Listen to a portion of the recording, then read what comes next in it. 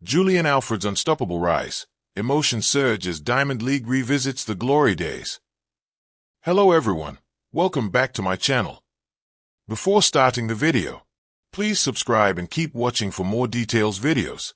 Fresh from her triumph in Paris, Julien Alfred assembled a powerful sequence of races in June and July, winning 4 of 5 appearances and setting a personal best in the 200m at the London Athletics meet.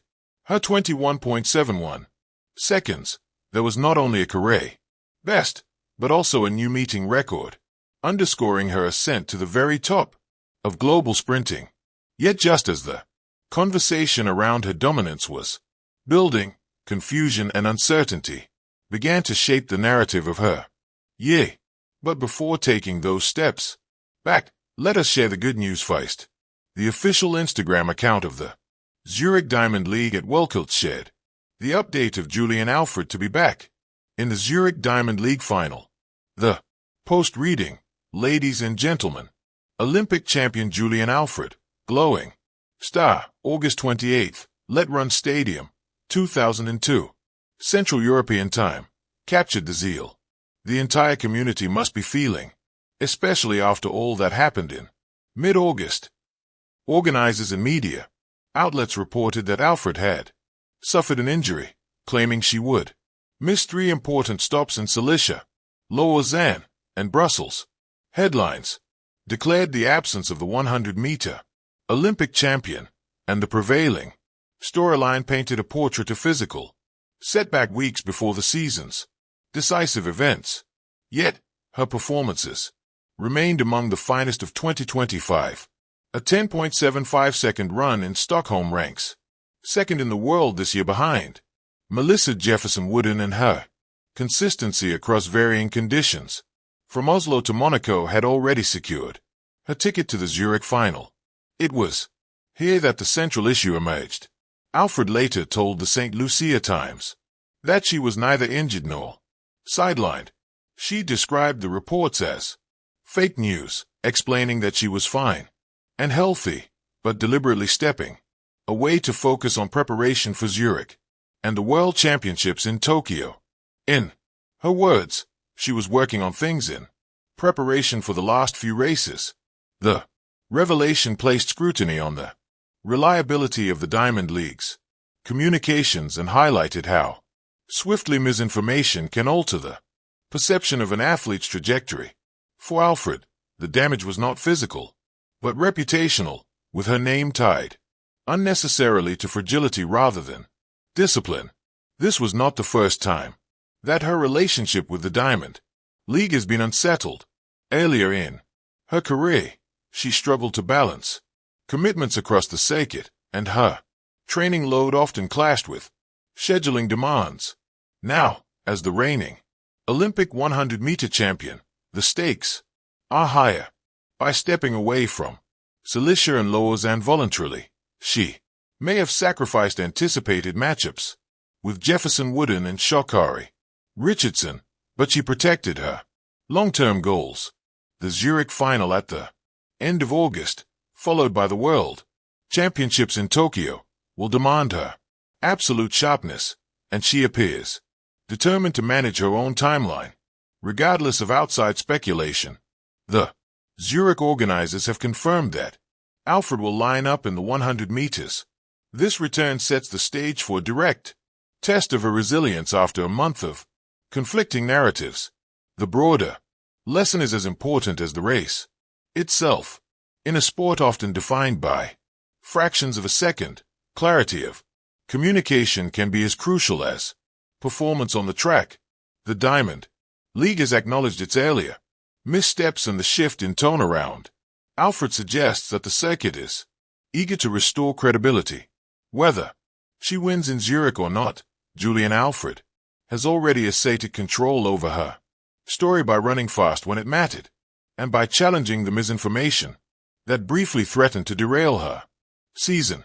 While now Julien Alfred is ruling the tracks as the reigning Olympic champ, her journey to the podium was not a cakewalk.